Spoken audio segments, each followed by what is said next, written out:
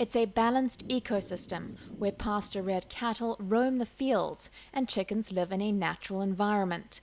This commercial farm just outside Stellenbosch in the Western Cape is one of just 40 biodynamic farms in South Africa, operating outside mainstream chemical agricultural methods. Biodynamic farming is a form of organic farming.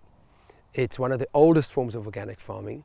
It presupposes that you are an organic farmer already. And then there are a few enhancements to organic farming. One of them being that there is a complete focus on the farm as a whole organism. In other words, the fertility is created on the farm, not brought in from outside. There's also a very, very serious focus on the farm being financially profitable, ecologically profitable, and socially profitable. And what we mean by socially profitable is that the staff are very well cared for, that they are well paid, that they are well fed, that they do diverse tasks. And on a biodynamic farm, they're not going to be exposed to poisons and toxins and various other things, which in many farms they would be. There isn't such a thing as a biodynamic farm, but rather a biodynamic farmer. And he or she considers a farm as an ecosystem and produces and grows and includes a variety of sources of fertility and immunity by having a mixed farm. Biodynamic techniques are one of the first modern forms of ecological farming, initiated at the start of the 20th century. The methods recognize that plant life is intimately bound up with the soil, which is considered alive and vital, with the degree of vitality having a direct bearing on the health of the crops. Biodynamics works to improve the fertility of the soil. One of the ways we do that is we high density graze our animals. We have cattle on the farm, we've got broiler chickens on the farm, we've got laying hens on the farm. We also manage the vineyards of Spier. And what happens is we apply what's called the high density grazing methodology. A lot of animals in a small space for a short period of time.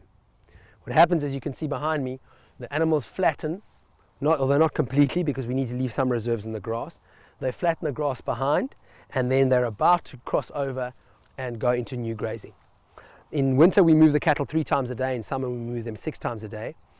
The reason we move them so often is that grass, the top third of the grass is where the energy is, the middle is the fiber and the bottom is the protein. And because we don't artificially feed our animals, because we don't give them artificial growth hormones and feed them food that they're not really designed to eat but makes them fat quickly, we have to give them as much energy as possible. And why energy? Because the cows are walking fermentation vat. The more energy they have, the quicker they can put on meat and fat.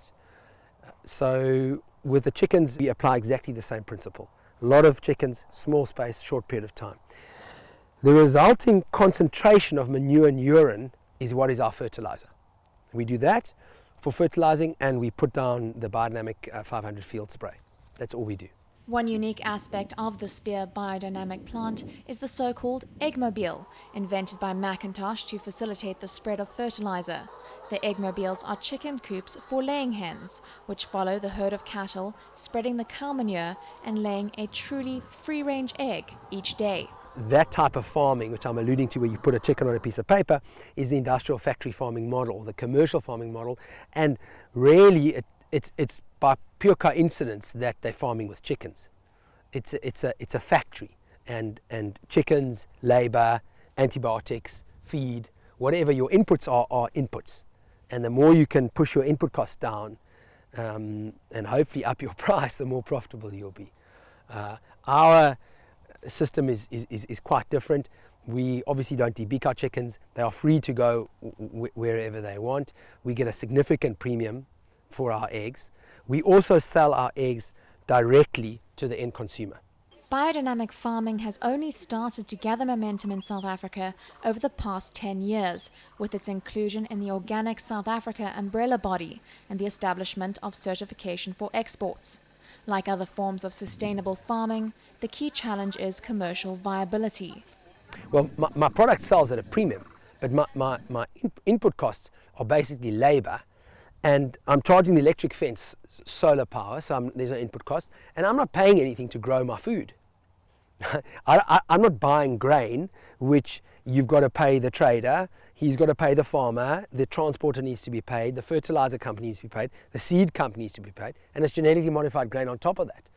Biodynamic farming in South Africa faces further challenges in lack of support structures due to the relative novelty of the practice. Similarly to organic farming in South Africa, biodynamic agriculture commands a minute proportion of the food market. The premium on biodynamic produce finds a market among consumers placing a higher value on environmental sustainability. Biodynamic farming, like organic farming, is a regenerative form of agriculture, as opposed to a destructive or extracting form of agriculture. There are vast areas of the country where there's been an industrial farm which are almost unrehabilitable. Our farm, this farm which was chemically farmed for years, is every year the fertility is improving because we're farming in harmony with nature. We have never really considered the real cost of our food. We don't consider the impact of chemicals. We don't consider the fact that the soil becomes lifeless and unable to farm and sustain people. So that cost has not really ever been calculated and incorporated into pricing. And with organic produce and biodynamic produce, you do tend to, it may seem more expensive in one respect, but in another it's not.